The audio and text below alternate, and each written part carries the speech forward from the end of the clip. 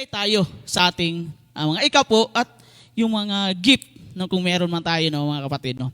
Na we also na tayo man dyan nanonood, no, not to be, huwag tayo mag-double no, na huwag tayo tinatawag na magda-doubt sa ating sarili na magbigay sa ating Panginoon. Bagkus na everything na binibigay sa atin ng ating Panginoon, na nandun yung blessing, mga kapatid, no? Kahit na kunti man o marami man, no?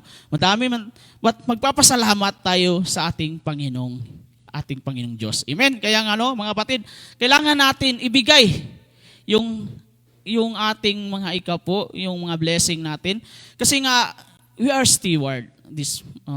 Na tayo lang binigyan ng tagapagmahala ng ating Panginoon kung ano man yung kinikita natin o kung ano man yung mga binibigay sa atin ng ating Panginoon. Kaya nga mga kapatid, sinasabi ko dito na ibigay lang natin yung nararapat sa ating Panginoon. Amen? Kaya nga mga kapatid, sabi dito no, sa Proverbs chapter 3 verse 9 to 10 no, in NLT version, honor the Lord with your wealth and will the best part of everything you produce. Then he will fill your barns, will grain, and your vats will overflow with good wine. No, sinasabi na ito ng ating Panginoon dito sa ating Proverbs, no, na ibigay natin yung ating mga kung anong meron tayo, no, mga wealth natin, kung ano man yung blessing na ibinigay sa atin ng ating Panginoon, na tayo ay bibigyan din ng ating Panginoon na mag-overflow. Amen, hallelujah. Ano ba itong kahalagahan ng ikapo sa ating buhay? No? Kasi minsan no, na meron tayong mga thinking, no? Kung ano ba itong tithes ng ibibigay natin sa ating Panginoon? Kung ano ba itong kahalagahan? The significance of the tithe is bringing the tithe is an acknowledge of who God is in your life. No, dapat natin matandaan na yung ating pagkilala sa ating Panginoon, kung sino siya sa buhay natin, sino ang yung Diyos sa ating buhay. Amen? Kaya nga, baka sabihin natin, yung Diyos natin, ATM lang. No? Hindi natin kinalala, blessing lang yung binigay sa atin ng Panginoon. No, dapat kilalanin natin kung ano yung Diyos sa buhay mo. Kaya nga mga kapatid, you honor Him as there are 7 na ibinigay sa atin ng Panginoon. Dapat i-honor natin siya as a number 1 father. Amen? I-honor natin siya as a father. Amen, mga kapatid? Number 1, i-honor natin siya bilang isang ama sa ating buhay. Amen? At number 2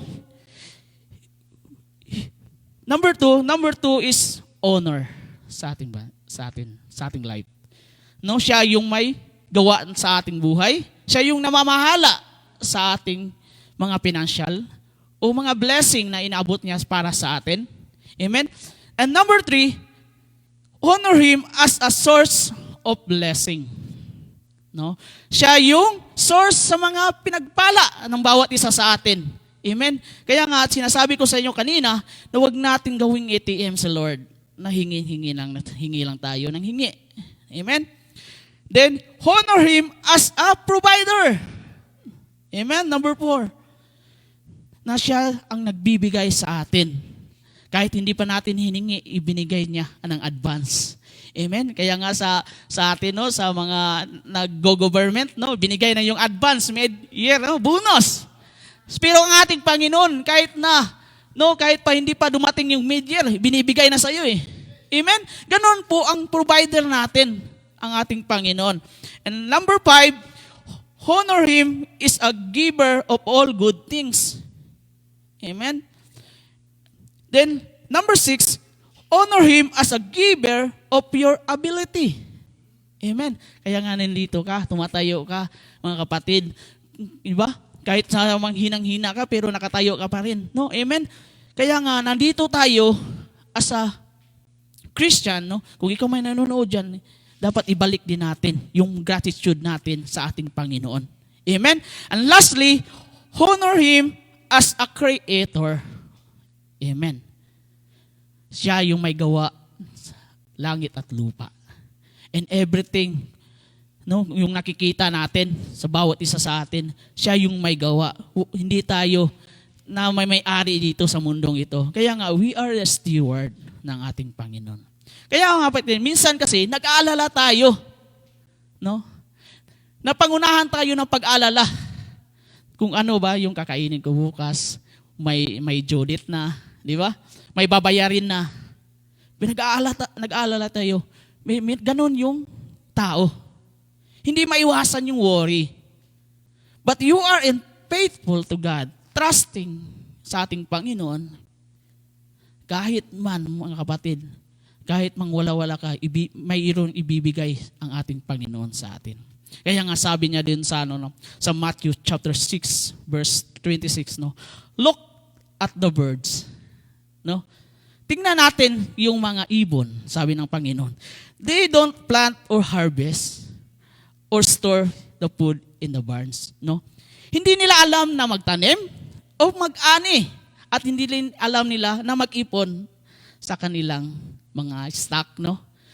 I know that for your heavenly Father feeds them. Amen? Na alam natin, yung Ama na sa ating Diyos, hindi sila pinapabayaan. Amen?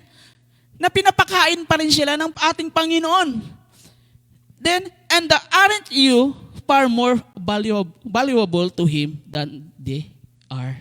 Mas mahalaga tayo kaysa kanila. Amen? Na alam ng ating Panginoon na tayo bilang isang tao, na mas mahalaga tayo kaysa ibon. Yung ibon nga nakakain, tayo pa kaya? Na marunong tayo maglakad, marunong tayo magtanim at mag-ani.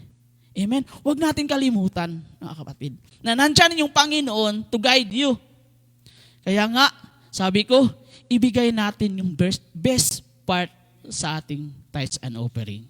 Kaya mga kapatid, no, kung ikaw man nanonood online, meron tayong QR code, no, na ating tithes and offering. No? Kahit malayo ka, pero abot ka ng ating Panginoon. Amen? Kaya nga, tayo magbigay ayon sa ating bukal na puso. Amen? Hallelujah.